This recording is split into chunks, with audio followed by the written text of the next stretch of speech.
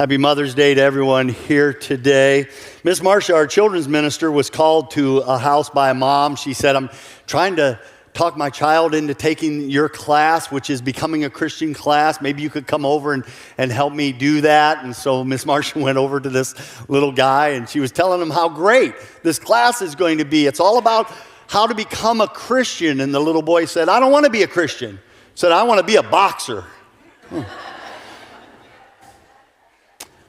So as you know the story, if you don't, when God made Adam in the beginning, he made Adam fall asleep, and then he took a rib from him, and he made woman out of that rib. There was a little girl who was retelling that story to her mother on the way home, and she said, Mom, and then God did the most amazing. He made Adam fall asleep, and then he took his brains out and gave them to the woman. And the mom said to me, I told her, that's about right, yeah. Phyllis Diller, that's a lot, long before a lot of your time. Way back in the 60s, she was a very popular female comedian. Phyllis Diller was asked one time, if you had it to do all over again, would you have children? She said, oh yeah. She said, just different ones. See, only a parent can laugh at that today.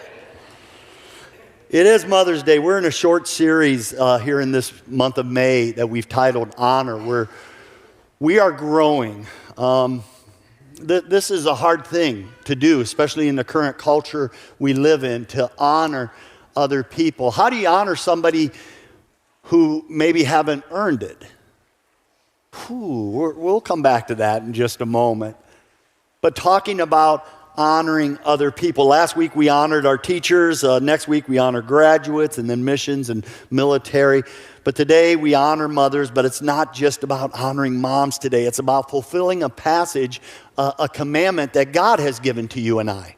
It's found in Romans chapter 12. God said, I need you to honor people, honor one another above yourselves. Now, that's not always easy. Honor is a virtue. Honor means to value someone. It means to give respect. It means to treat others with dignity. And in order to do that, you got to get past yourself. I need you to... Isn't it funny how God had to tell us, I need you to do this above yourself? He knows us so well. He knows human nature so well. Even in Philippians chapter 2, Philippians says, do nothing out of selfish ambition or vain conceit. Boy, does he know us. Rather, in humility, value others above yourselves, not looking for your own interest, but each of you should look out for the interest of others. Why did God have to say that to us? Because we have a tendency to put ourselves first. You're sitting by a selfish person right now. Go ahead, look at him. There. That person's selfish, and so are you.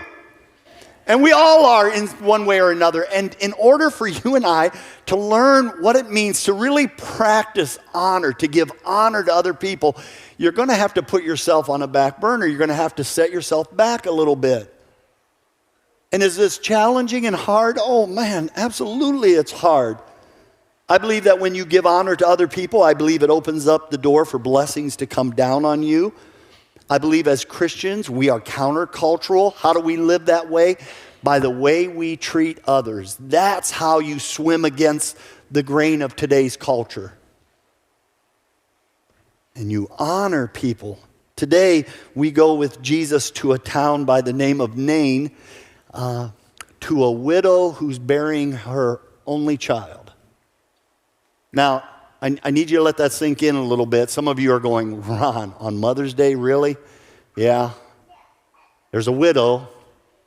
She's on her way to a cemetery, her only child. This passage would be completely unbearable for us if it weren't for Jesus being in this story. And what Jesus does to honor this woman is amazing. Let's dive into it real quick so we can start getting back to the subject of honor. Luke chapter 7 is where I'm at. I'm going to start reading with verse 11. Jesus went to a town called Nain, and his disciples and a large crowd went with him. As he approached the town gate, a dead person was being carried out, the only son of his mother, and she was a widow. A large crowd from the town was also with her. Okay, just real quick here. Let me stop for a moment. I need you to see all the things going on here. There's two crowds about to merge on one another. The one crowd is with Jesus, and by the way, what have they just seen? They have just seen miracles. They've just seen healings. They are happy. They're smiling. They're celebrating, and they're walking with Jesus. This other crowd is with this widow, and they're coming out of the city, and they're carrying her only child who's passed away, and this crowd of sadness is about to run into this crowd of joy. Grief is about to meet gladness. And you know what? That happens in our day often. Some of us in this room know exactly what it feels like to wake up, and at 8 o'clock when you're having coffee, it is a great day. And by 10 o'clock, your whole world can be turned upside down. You know what it's like to have these two emotions come rushing in on one another.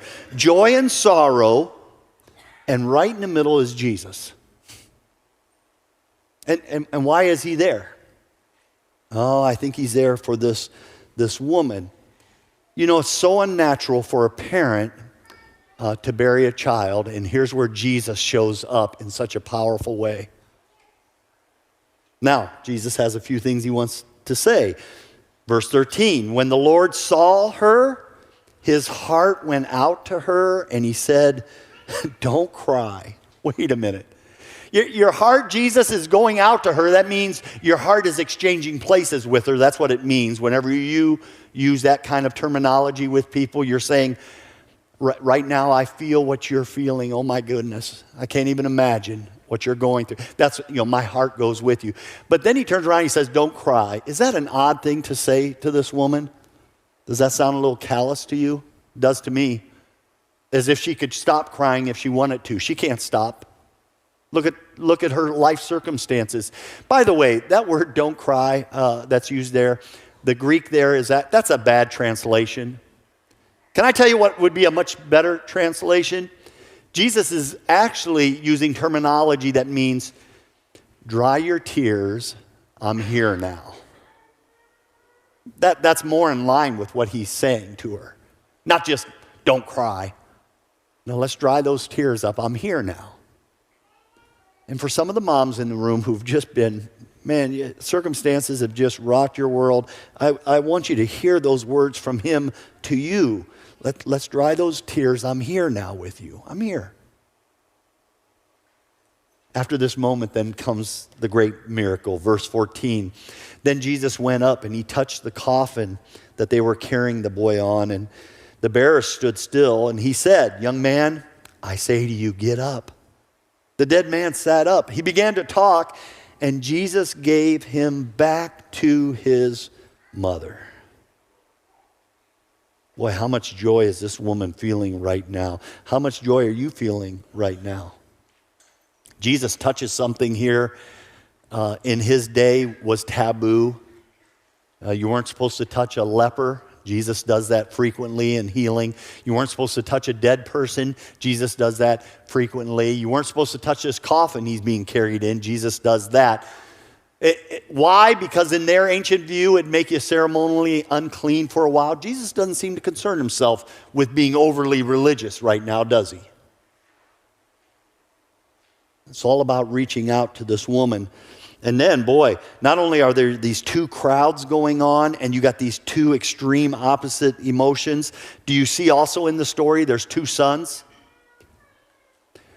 There is the only begotten son of this widow who is about to meet the only begotten Son of God. One son is dead, he'll soon be alive. The other son is alive, he'll soon be dead. Was this an accident that this all came together? Is this just an act, or is this timing, is this planned and perfect on Jesus' part? Can I tell you, I think it's planned. That the whole city of Nain, by the way, is only mentioned one time in all of the Bible. It was right there in that story. It's out of way of where Jesus is going. There seems to be no reason to go there except there's this poor mother. And Jesus goes there for her. The woman didn't ask for Jesus' help, did she? She didn't travel to Jesus like others had done. Please come help me. She doesn't expect a miracle. She doesn't even know who Jesus is. But Jesus knows her. Oh, he knows her. He's come for her. He's going to bring a healing into her situation. He's about to honor her. And let's get back to you and I for a moment. Why would you honor other people who haven't earned it? Well, there's a lot of reasons a person doesn't earn your honor. Maybe they're like this poor widow, and if you didn't know her circumstances, maybe you wouldn't know what she's going through. There's a lot of days I'm going through rough stuff, and you don't know. Just like you. You go through hard days, days when you're not your best self. And on those days you're not your best self, do you want to be dishonored, devalued? Of course not. And sometimes when you and I encounter somebody who can be a little bit rough, you don't know what they're going through. And so you choose to honor them anyway. Honoring someone before they earn it? Ron, that's pushing a little bit much.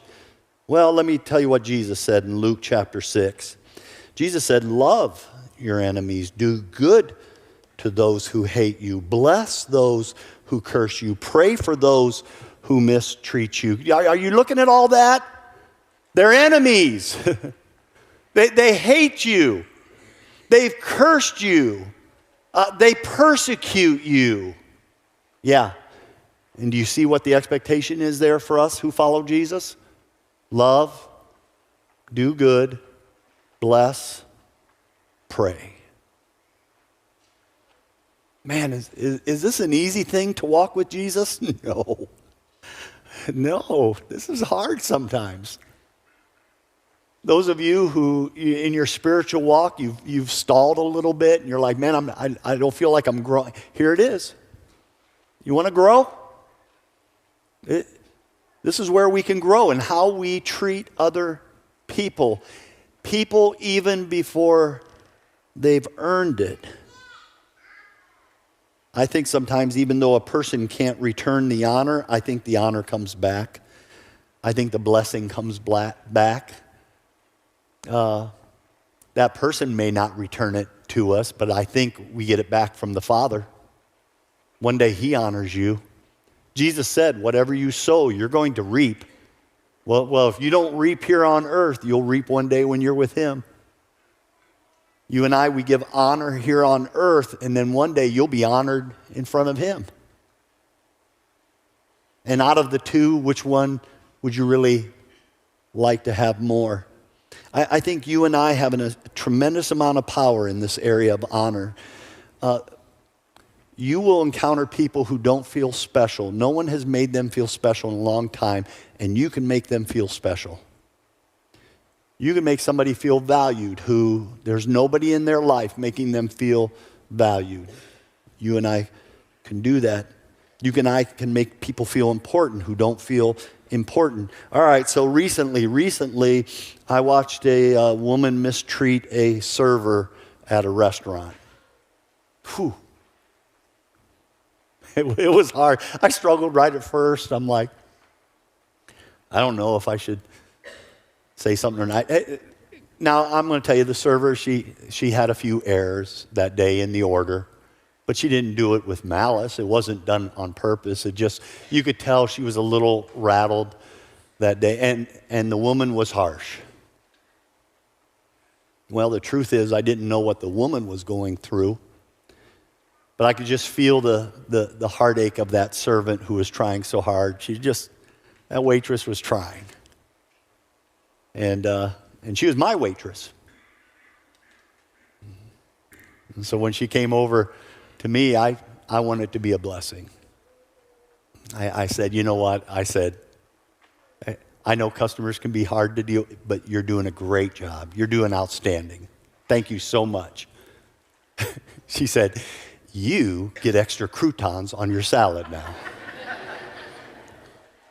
I'd like extra steak, but that's all right, you know.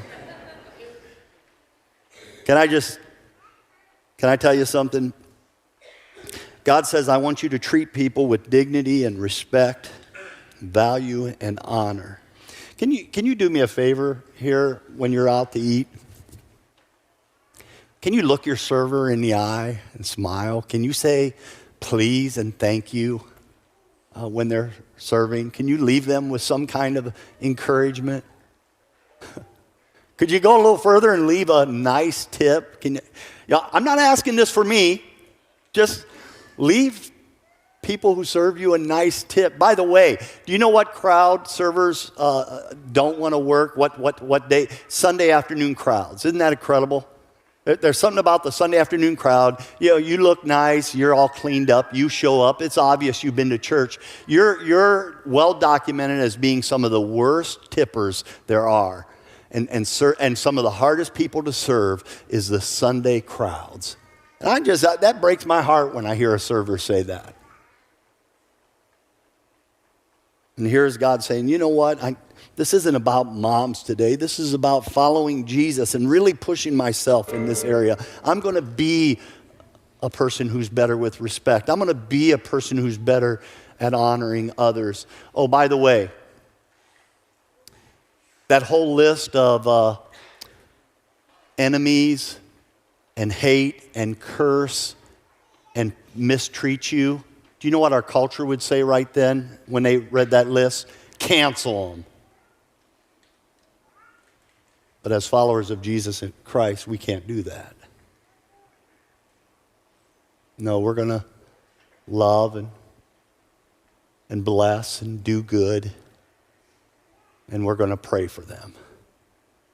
This honor thing is not easy, but I think it can be done by us. And I think if you and I could get good at honoring others, I think there's a chance that in this world, you and I could maybe just bring a few more smiles than what there was before you and I did it.